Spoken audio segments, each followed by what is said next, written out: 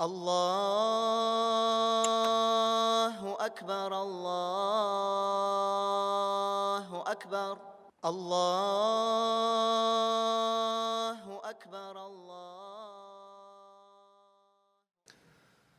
إن الحمد لله نحمده ونستعينه ونستغفره ونعوذ بالله من شرور أنفسنا ومن سيئات أعمالنا من يهديه الله فلا مضل له ومن يضلله فلا هادي له وأشهد أن لا إله إلا الله وحده لا شريك له وأشهد أن محمدًا عبده ورسوله صلى الله عليه وعلى آله وأصحابه يا أيها الذين آمنوا اتقوا الله حق تقاته ولا تموتن إلا وأنتم مسلمون يا أيها الذين آمنوا اتقوا الله وقولوا قولا سديدا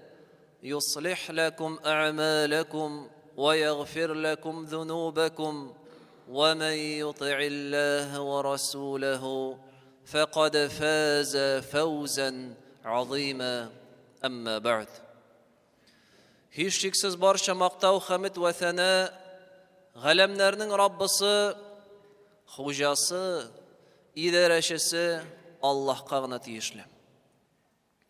Shahodat ketiram Allohdan boshqa ibodatga loyiqli iloh yo'q va Muhammad Abdulloh ularning so'nggi elchisi ham payg'ambari. Ham kimga Alloh subhanahu va taolo bu dunyoda yardamin solsa, anga rahimli bo'lsa, bir kim ham bir narsa anga qarshi chiqa olmas. Amma kimga Allohning oshuvi tushsa, Allohdan g'azab kelsa, bir kim ani qutqara olmas. Peygamberimiz Muhammed sallallahu aleyhi ve sellem cemaat bilganimizcha 571 yılını tuva hem tuğanda uq etisiz bu dünyaya kele. Etisi ölüp gite Peygamberimiz sallallahu aleyhi ve sellem tuğanşı uq. Şuna da tuğaş anı enisi yalğız terbiyeli hem enisi de Peygamberimizge sallallahu aleyhi ve sellem 6 yaş tuğaş ölüp gite. Hem ul vakit terbiyege ala babası, lakin babası da kart idi. Hem Peygamberimizge sallallahu aleyhi ve sellem 8 yaş tulgaş babası da ölüp gitti. Hem şul vakit 8 yaşlık yaş sabını ala terbiyege abisi, etisinin bir tuğan abisi Ebu Talib. Hem anı süyüp, yaratıp, üstüre, terbiyeli, hem hatta Peygamberimiz sallallahu aleyhi ve sellem üskeşte, dinge ki Peygamber bulgaçta, ul anı her vakit yoklap, saklap tırığa tırışan. Bik küp izgilikler işli Allah'ın elçisine.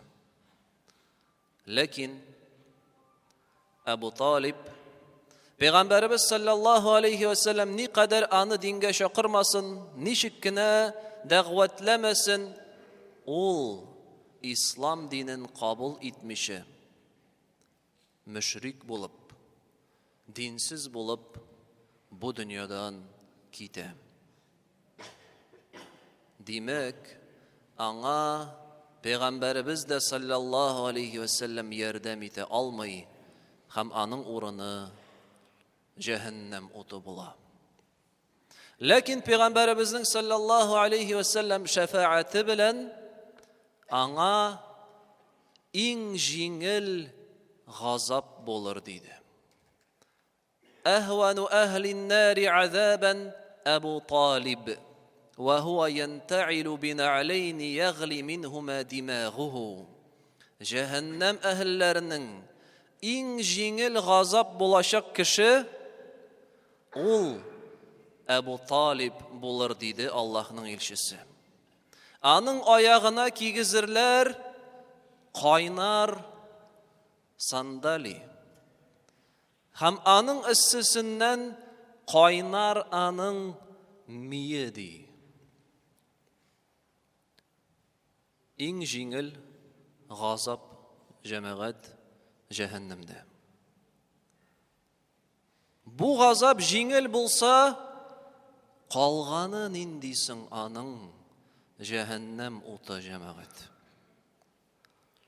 Кыямәт көнендә бөтен кеше Аллаһ каршына үлгәннән соң кире терелеп баскач, җавап бирер өчен бу дөньяда уздырган гомер өчен китерерләр ул җәһәннәмне 70,000 бау белән. Һәм һәрбер баудан тарта 70,000 фәрештә. Бу җәһәннәмне китереп куялар кыямәт көнендә, кешеләр хисап кылынганда ук аны күреп торачаклар. Җәһәннәм уты күз каршында булачак. Һәм кеше шундый урында җавап тота Аллаһ каршында. Җәһәннәм уты тулы, җәһәннәм үзе тулы ут.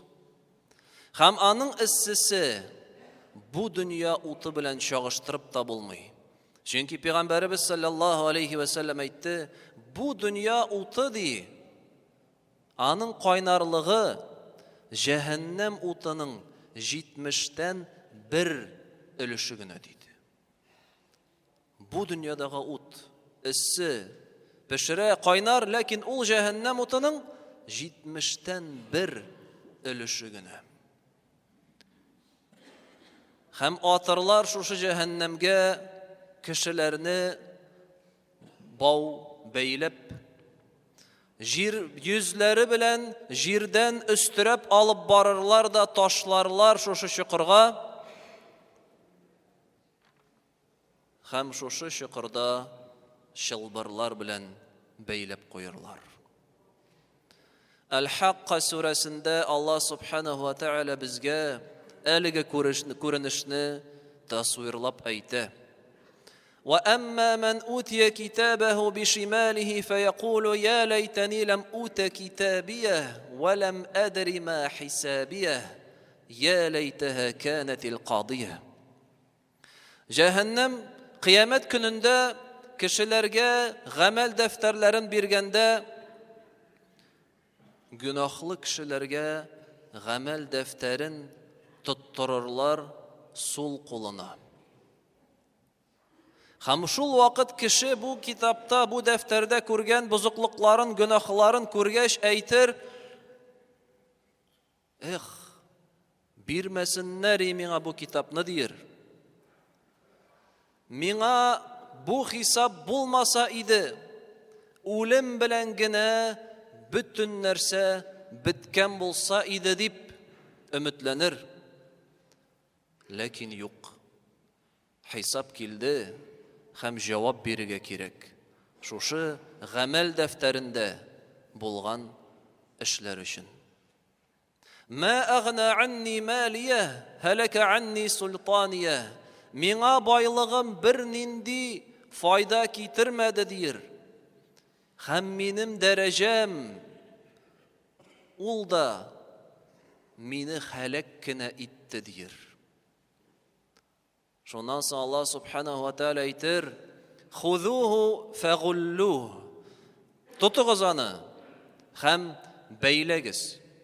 "Thumma al-jahima salluh", һәм атыгыз аны җәһәннәмгә ди. "Thumma fi silsilatin dhar'uha 70 dhira'an faslukuh", аннан соң аны 70 терсәк озынлыгында чылбырга кигезегез ди. Ничек кайчакта ризык әзерлиләр кешеләр, хайванны тулысынча таякка кигезеп. Шулай ук кешене ди, кигезегез.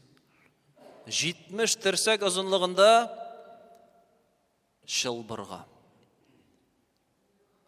إنه كان لا يؤمن بالله العظيم. Улуг Аллахка иман китермәде. ولا يحض على طعام المسكين. Һәм мискиннәрне, фәкыйрьләрне ашатмады һәм ашатуга өндәмәде, садакасын чыгармады. فليس له اليوم هاهنا حميم. Һәм аңа булмас бүген бер ярдәмче дә дияр.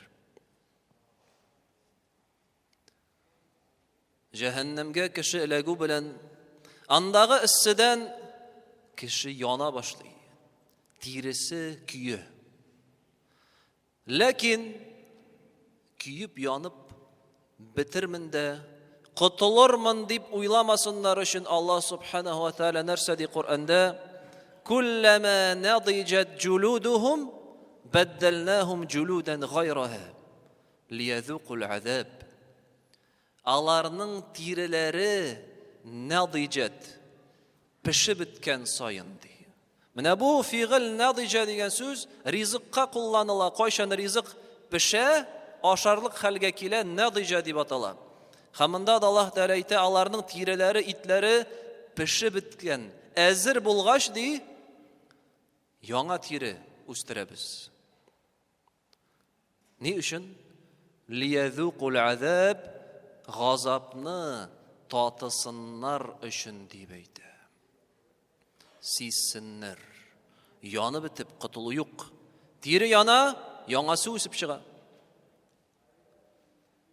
Һәм шушы җәһәннәм утында, бу эсседә, бу куркыныч газапта онытмаска кирәк, кеше бит әле ашау эчүгә дә мохтаҗ була. Аны ачлык басыр һәм сусау, һәм ачлык сәбәпле, сусау сәбәпле җәһәннәм ризыкларын ашарга мәҗбүр булачак. Нинди анда ризык? Зәккум дигән агач җимешләре. Җәһәннәмнең төбендә үскән агач, аның җимешләре тулы энә. Кеше аны ашам дип, ашыйм дип авызына кабыр, ул аның бугазына килеп тыгылыр да, тигендә дә чыкмый, монда да керми. Шулай интегәчәк. Ва ризык шулай ук гыслин дигән кан белән үләксә кушмасы. Кешеләр яналар, тиреләре агып төшә, үлекләре чыга, каннары ага, шулар бөтенесе булгатыла да, шул була ризык җәһәннәм кешеләренә. Эчемлек ул сусый, ләкин эчергә кап-кайнар су, аны кеше эчәм дип битенә китерүе булыр, битендәге тире һәм итләре эреп төшәчәк. Һәм шушы газапта җәмәгать кешеләр интегерләр һәм Аллаһ Тәгаләдән сорарлар җиңеләйтү, котылу, ярдәм. Аллаһ Раббыбыз әйтә: "Валау тара изил муҗримуна насику руусихим инда раббихим."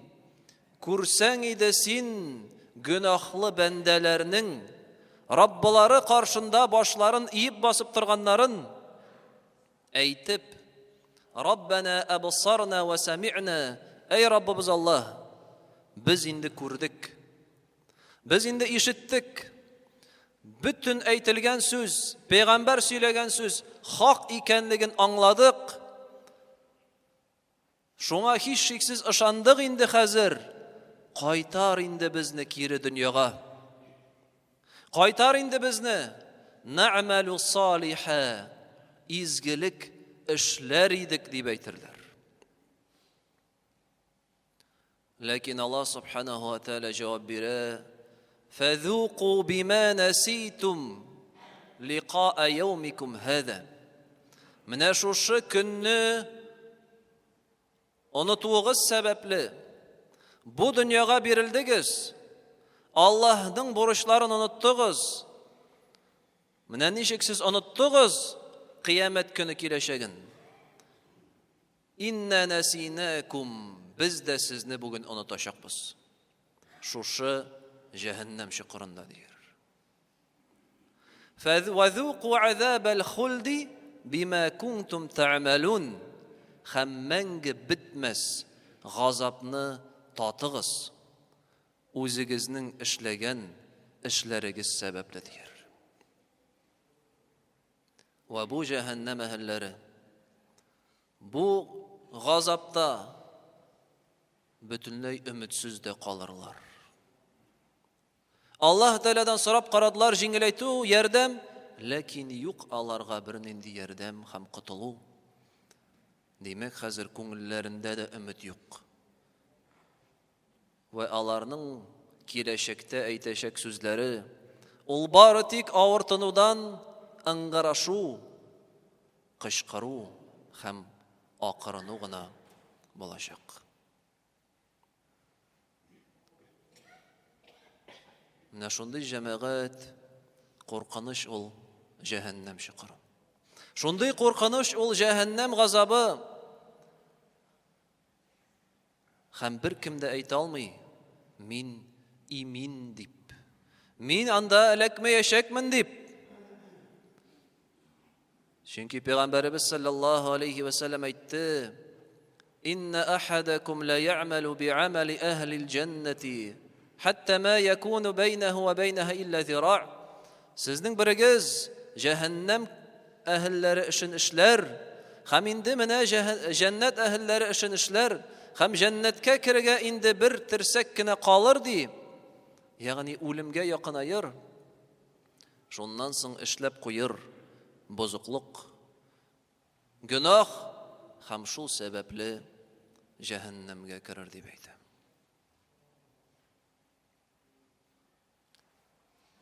Ләкин җәмәгать сөенеш бар. Сөенеш бар, әлхәмдүлилләһ. Шатланыгыз. Пәйгамбәрбез саллаллаһу алейхи ва саллям безне сөендерде. Ул безне шатландырды. Нәрсә диде? Лиллаһи утaqa'u минан нар ва залика фи кулли лейлатин ди. Рамазан айында Аллаһ Тәгалә һәр төнне кайбер кешеләрне җәһәннәмнән коткара диде.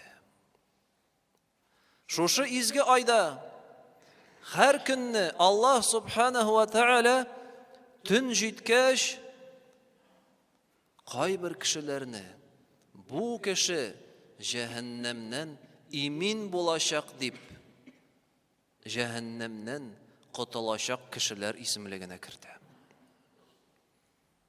Һәм Аллаһның рәхмәте белән җәмәгать без бу айда без Рамазан айының яртысын узаттык. Әле 2 атна бар. Һәм алып каршыбызда әле иң әһәмиятле 10 көн. Ул көн һәм 10 төн. Ул төннәр арасында Кадир кичәсе 1000 айдан да хәерлерәк булган. Шуңа бу айда әлеге җәһәннәм утыннан котылачак кешеләр исемлегенә кирип калырга тырышыйк. Көннәрен изгелектә, ураза, Кур'ан уку, гыйлем алу, садака закатларны чыгару, дин юлында хезмәт, мәчетләребездә катнашу, ифтар, өмәләр, җыештыру эшләрендә, төннәрен намаз, сәҗдә, дуга. Безнең бар мөмкинчелек җәмәгать. Безнең бар әлеге вакытта форсат. Исәнбез, сулыйбыз. Аллаһ Субханаһу ва Тәгаләгә шуңа якынаю чараларын кырыйк җәмәгать. Әлеге форсатны, әлеге мөмкинчелекне бушка уздырмыйк. أقول قولي هذا واستغفر الله العظيم الجليل لي ولكم ولسائر المسلمين فاستغفروه إنه هو الغفور الرحيم. الله أكبر الله أكبر الله